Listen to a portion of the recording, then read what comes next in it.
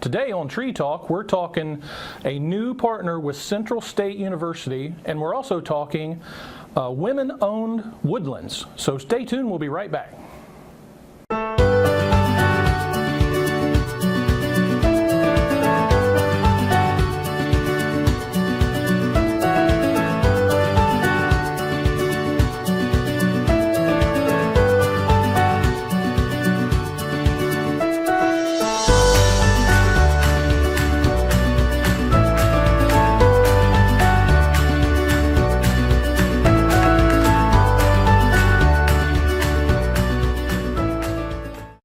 Welcome to Tree Talk. Dave Apsley, Duane Rigsby here. We are talking about a new partnership, Dave, that you're beginning to work with in Central State University. Tell us just a little bit about how you got started with Central State, or how we're now a collaborative, real quick. So I've been working in Southeast Ohio most of my whole extension career, and we don't have a lot of capacity down here. We need all the help we can get. We're working with all the partners we can get to get good woodland management out there, mainly on private lands. And Central State University has decided to hire an extension forester to help out, and we're going to onboard Jamie and work together on whatever projects make sense. So well, great. Excited well, we have a guest, and Dave, go ahead and introduce our guest, Jamie, for us. So this is Jamie Dahl with Central State University. She is the new Forest Outreach Coordinator, and she's housed in Nelsonville, Ohio, at the Wayne National Forest headquarters. Oh, Wayne National, that's a nice place. Yeah, nice location. Oh, great. Jamie, welcome to the show.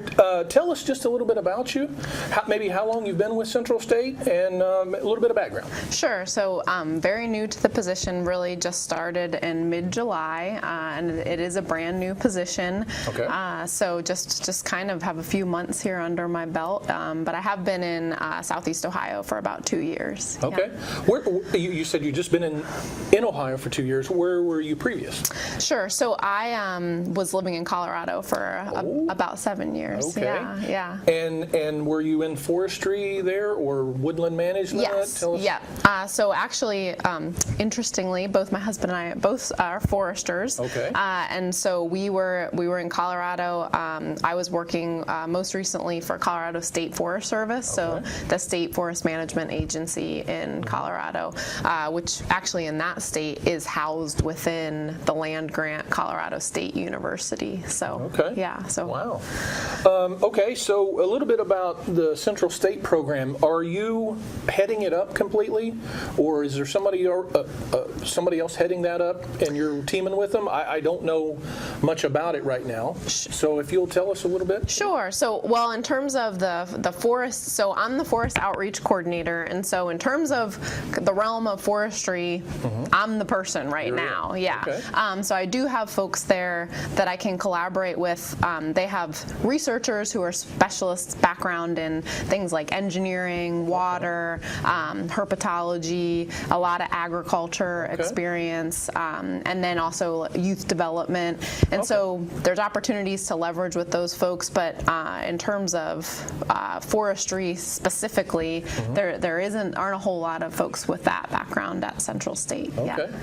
So you're really laying new ground then for Central State completely. Yes. Yep. It's and really something probably good to bring up, Duane, is Central State is new to, so Central State University is pretty new to doing extension, and they're also really new to being acknowledged as a land grant. So of course Ohio State is the first land grant in Ohio, and maybe the more commonly known one, but Central State University became a land grant much more recently in 2014, and so we're what they call an 1890s land grant institution. Okay. So what's interesting is 2014 was the 100th anniversary of the extension in the Smith-Lever Act. So Central State came on board as a land grant and having an extension program in that 100th anniversary year, so that's exciting and interesting in fact.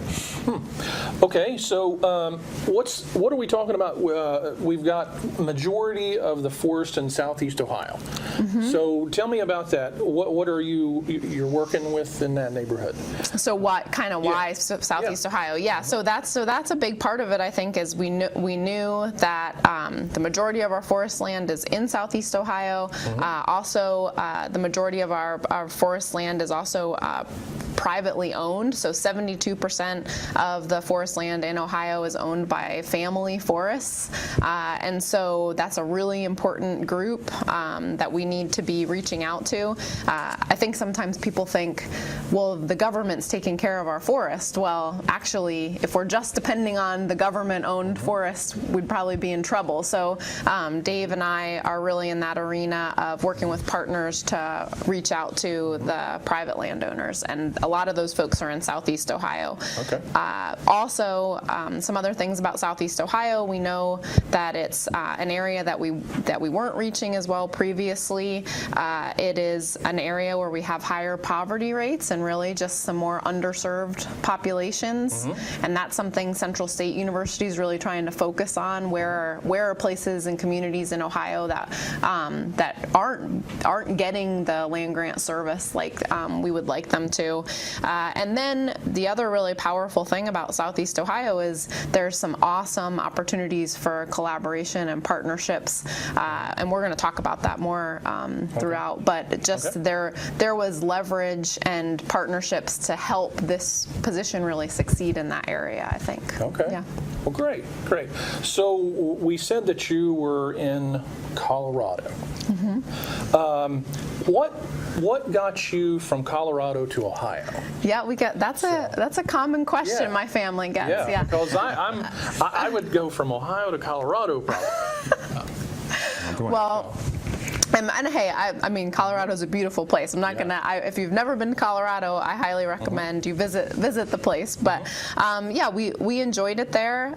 But we really enjoy kind of taking the adventures on. I grew up in Pennsylvania actually. Okay. I went to Penn State University. So did my husband.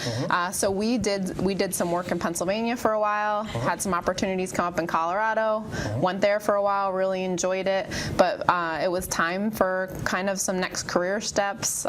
He's with the U.S. Forest Service, so moving is sort of a logical part of that, and we kind of enjoy it. So we did some applying, and both of us landed jobs in Athens, Ohio. Yeah, and the grandparents in Pennsylvania also approved of their grandson being closer. Absolutely, So, I'm sure that's the truth.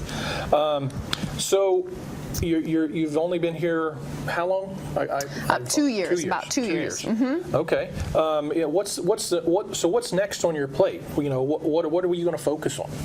So I would say in this position, I've really been partnering with Dave to kind of line up like where are the gaps, and then where are obvious places where my skill set seems to be like an asset, because we all bring some different things to the table.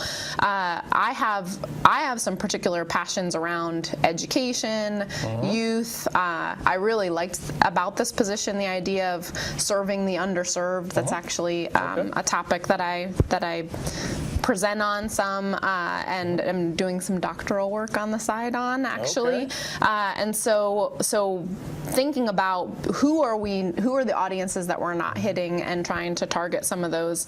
And so one program that I guess I could talk about a little bit now, we well first I'll back up and say one big priority is this interagency forestry team. So there is something that really I think was a guiding hand in even helping Central State move forward with this position was this interagency forestry team, and it's really big. The big partners include the United States Forest Service, Natural Resource Conservation Services, which are both, of course, part of the U.S. Department of Agriculture, as well as Ohio DNR's Division of Forestry, Division of Wildlife, and then Extension, which is now Ohio State and Central State Universities.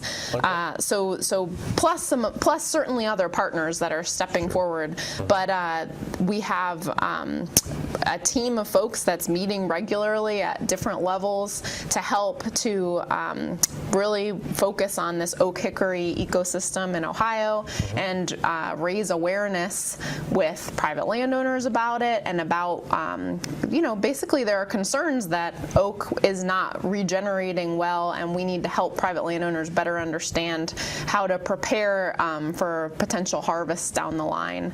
And then also leveraging so that whatever we're doing on state land or federal land, that we can all kind of be rowing in the same direction and making progress. So a little more. Yeah, Dave, why don't you add to that? A little more background. This area is a 17-county area that we're focusing on, and 17 counties. I don't know what percentage of 88 that would be, but it's probably around 20% of the land area. Yeah. But that area has 43% of Ohio's forest, so that's where the forest is concentrated. Yeah. If you look at that map and look at all the colors, the colored areas on the map, the green is national forest land. Okay. The red is state land, is state forest land, and I think the gold is state wildlife land. So that's where the public land is concentrated. But even then, we still have a lot of private lands interspersed. And we've got a forest that's dominated by oak in the canopies, but we're not regenerating it very well. So when you project into the future, it's not looking very pretty for oak. And so our goal is to try to get people to understand oak and how it works and how we can make a difference to make sure that it's going to be around for the long haul. So what we're doing is we're harvesting too many? Is that what you're telling me? Or is there just some disease factor? Or what's it's a lot of things, but primarily when we do harvest, we harvest oak. So it's not that we're harvesting too much, but we're not harvesting the other species as well. So we're tipping the balance more towards other species. And then not harvesting is not favoring oak because oak will not regenerate in its own shade. So it's got to be, it takes active management. The reason we have so much oak is because of past land use, and some of the past abusive land use that we've had, farming, iron furnaces, coal mining, actually favored oak. And now that we've got on the landscape, we want to keep at least some of it around because it's so important for wildlife, for the forest industry. We've mentioned before on the show about the bourbon cooperage, Speyside and Jackson. So it's an important part of the economy. It's an important part of the ecosystem. So we've got a lot of partners pitching in together, and we're thrilled to have Jamie on board to help us with that project. So is there any plans that you guys can let out right now about any kind of upcoming workshops or anything like this about oak regeneration yet? We've done quite a few workshops, and a lot of the workshops that we do, and we've talked about a day in the woods at the Benton Furnace a lot, have had an oak focus. One of the big things up and coming that Jamie's going to be heavily involved with is that within that 17-county area where the concentration of a lot of that public land is, we're looking at how we can get stuff done across the boundaries. Instead of worrying about this project and that project, what can we do to have a bigger impact, more focused impact? So we're looking at ways that the Forest Service and the state can maybe, okay, we're doing some invasive species work, or we're doing prescribed fire work on the Wayne National Forest. How can we work with the partnering landowner that's next door and expand? So we're looking at a small area to try to work out all the kinks, and then once we get the thing flowing, we're hoping to roll it out over the bigger area over time. Okay, I like that you're able to work the public land, but be able to work in that private owner. I think that's a real good idea. It makes so much sense. If you've got a private owner that's got an invasive species problem that's going to, the seeds are going to go onto the state or federal land, then let's work with that partner so that we can be more efficient. And that's what all that's about. We've actually got some funding sources to really help incentivize some of the stuff we'd like landowners to do or encourage them to do to encourage oak. So it's stay tuned. There's a lot of things. A lot to come. We've got a pilot project starting. We're doing a lot of education around it, so it's pretty exciting. Can't beat that. Okay, so on my next list here, I've got women-owned woodlands. Women owning woodlands. That's kind of a tongue twister. I almost didn't. I was like, blah, blah, blah, blah, blah. So tell me about this. Is this a new program? So this is something that Dave and I have talked about together, but it certainly is something that I have have heard about and been interested in some throughout my career, but it's a national program, actually. The Sustaining Family Forest Initiative is one of the leaders behind it, and there are marketing materials out there that we can kind of use nationally. But the idea is that basically women are a large and growing part of our landowner population, and the idea, just like we talk about targeted marketing in any educational endeavor, it's important when we're reaching out to landowners to think about how sometimes we might need to segment that group. Okay. And so then there's also been some really good research. Brett Butler is one of the names that you'll kind of see on some of the research articles, but among others. But they're basically, we know that women and men are just as unlikely to inherit land, but the likelihood that women have been involved in management is lower, and the way that certainly I wouldn't want to say men learn and discuss in this way and women in this way. It's not like it's just an either or, but we do find that some women enjoy the opportunity to kind of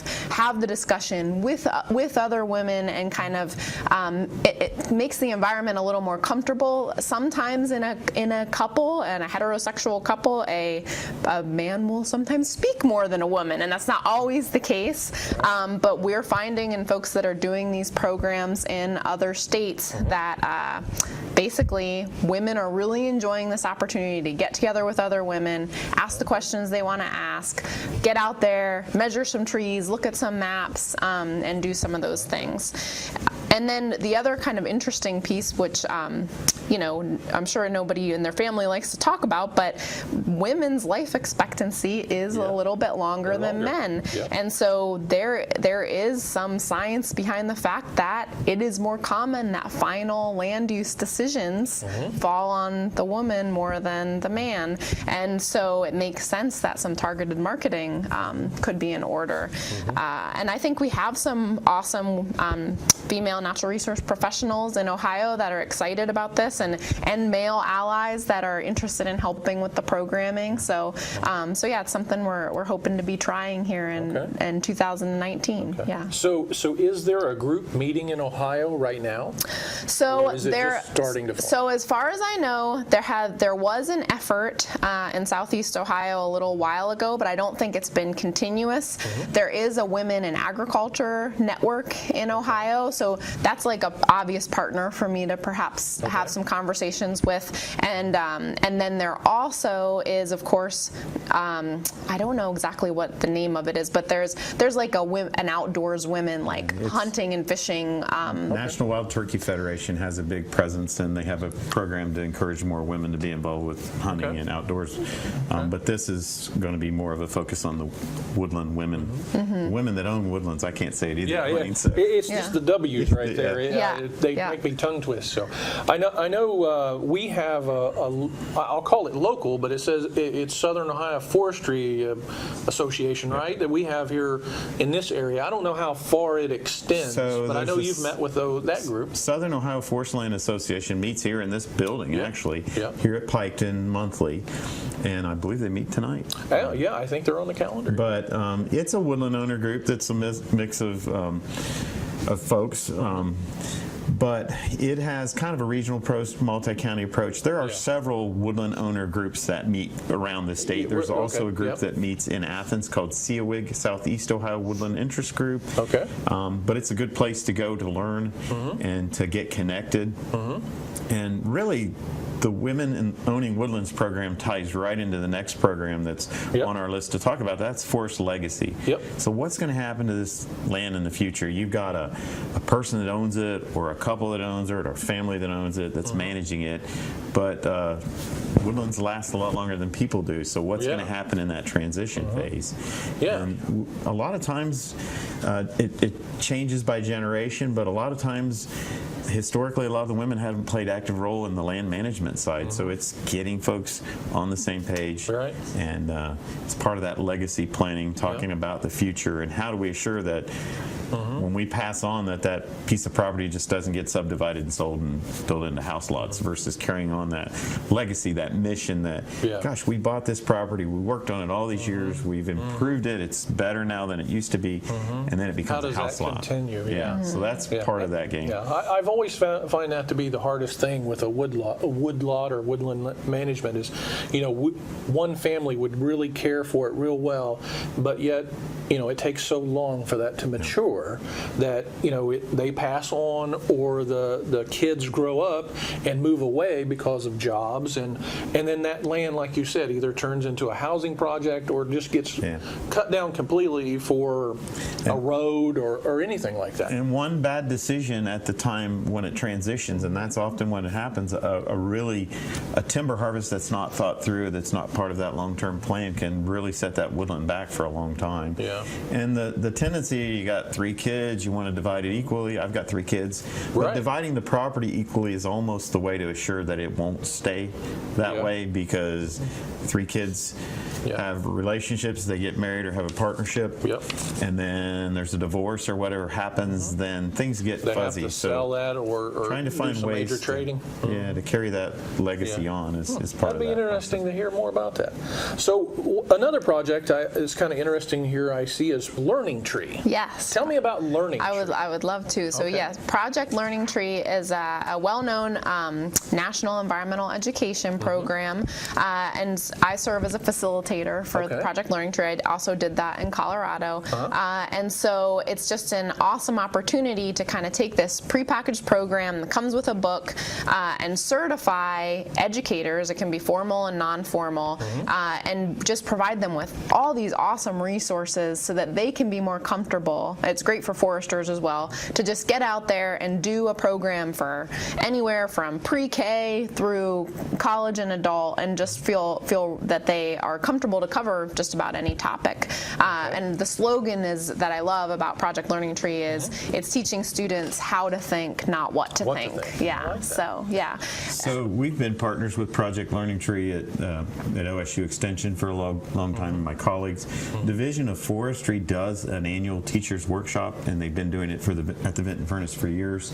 So we try to have a day and do a topic related to woodlands, and then the second day it's unveiling these wonderful lesson plans that are, they're set up, they're ready to go, and it helps the teachers have the resources they need to do or to use to be able to teach these subjects. And frankly, a lot of the textbooks, there's a lot of misinformation. A lot of it's not tailored for woodlands in Ohio. So we're trying to bring that message back and make people comfortable learning about our woodlands in Ohio, because they're such a great asset. And a lot of students anymore don't have the opportunities to go out and experience those woodlands, and that's part of it. Going out there and learning by doing is just phenomenal. So it's exciting. Okay. So are you or you may already be going into schools themselves, or are you having the schools come out into the woods? Well, so far, a big part of, since I'm a facilitator, is kind of a train the trainer model. So like, for example, this fall, so far, I have actually done a few Project Learning Tree workshops where I actually prepare educators so that they can go back, and some of them may work in a classroom, some of them may be doing things like AmeriCorps, and they're leading hikes and those types of things, and so kind of preparing those with the tools. But then I also do try to do some programming myself with youth. Good. So the great thing about Project Learning Tree is there's only a few of us doing education programs, so that's that multiplier effect. So Jamie can do a program and have 25 teachers there, and those 25 teachers go reach their 20 kids in their class, and all of a sudden you're reaching so many more people with those messages. So that's what's great about their model too. Wow. So much to talk about. We're getting close on time, but tell me about oil and gas. It really seemed with forestry, but go ahead. Well, so basically I just wanted to share that another part of this position, which is, I think, basically a little different, is I'm actually split between extension and research. So I'm part of the extension team at Central State University, but I also support McIntyre Stennis, which is particular research funding that goes to forestry, and I'm really there to help with the outreach components. But they're doing this, they're doing work in Carroll and Harrison counties, looking at the oil and gas industry, and how can we support that industry in tandem with taking care of our forest resources and agriculture. And so the idea of, yes, utilizing all these resources, but also minimizing our impacts on the natural ecosystems as much as possible. Okay. And so they have researchers studying a suite of things on the landscape to kind of better understand that. Yeah. Okay. Now, Dave, you don't really do a lot with oil and gas stuff yet? No, I haven't done. We do have some extension people. We have a team that focuses on oil and gas, and a big part of their focus is helping landowners make decisions about it, understanding how right-of-ways and how those oil pads and how that may affect them. So we definitely have an extension team. It's not an area I focused on a whole lot. Now, I know, wasn't in this area they were starting to talk about fracking or something? Yeah, and that's a lot of the work that they're doing is more in the eastern part of the state. The oil and gas doesn't quite extend this far, the heavy areas. Right. But not an area I've focused on a lot. Okay. Anything else on oil and gas, or is that for right now? Well, I think it's kind of just a stay tuned, but yeah, I think Central State will be, right now we're focusing up in those counties, but we're again, collaboration comes to mind. We're working with the local partners like Soil and Water Conservation Districts, NRCS, that are already doing work there, and just figuring out how can we best, take this research and connect it to the citizens in Carroll and Harrison. Okay. Yeah. Well, as time gets even shorter, what about this collaboration? Is there anything left that we can talk about? Sure. Just a little bit, and I know we've got a slide or two put up left. that slide, and I think that's a good thing to end on. We do a lot of work, including our Day in the Woods programming, and these are the partners with Day in the Woods. But that's kind of how we roll in Southern Ohio. We have limited resources. Yeah, everybody doesn't have a lot. To work together is the best way to get things done. These folks all pitch in and help with our educational efforts, getting good management on the ground, reaching out to landowners, and we're just thrilled to have Jamie and Central State as another one of those collaborators to help expand our ability to reach more landowners. So yeah, absolutely. I know you've got a lot of ground to cover, and and it's very hard to get to, especially if you're trying to work with the landowners themselves. It's just hard to get with them. They might be working, and so you got to plan day, night, evenings, kind of thing. And a good example is if you want good forest management on the ground, we have soil and water conservation districts, we have surface foresters, and we have private lands biologists. So if we can work with them to design messages that they can then take out to the people they interact with every day, we're all kind of singing from the same page of the music, and things get done, and they get done in a consistent way. So that's why we're so excited to have Jamie to join this collaboration. It's been the way it's the way it works in Southern Ohio. The Vent and Furnace was established in 1954, and it started with a collaboration with Forest Service and partners. So and that's the way it. Well, Jamie, let's finish off and say, how can we get a hold of you? How can your clientele get a hold of you? And we'll get some information on the screen. So one thing we're going to do, I think, is share in this talk some links that we mentioned and my contact information. But yeah, absolutely. Jamie Dahl at Central State University. My email is jdahl@centralstate.edu. And you could, I think, pretty easily just Google and find me. But yeah, I look forward to having some conversations with some of you all. Yeah. One other little piece, if you go to u.osu.edu/SE Ohio, and I believe it's on the screen now. Yep. If you go to that webpage, we put up, before we came over, we put up a little post with Jamie's contact, some of the slides from today, and some of those web pages that support the topics we've talked about. So they're all there at that website. Good deal. Well, everybody, thanks for watching Tree Talk. For Dave, Jamie, and myself, we will talk to everybody next month.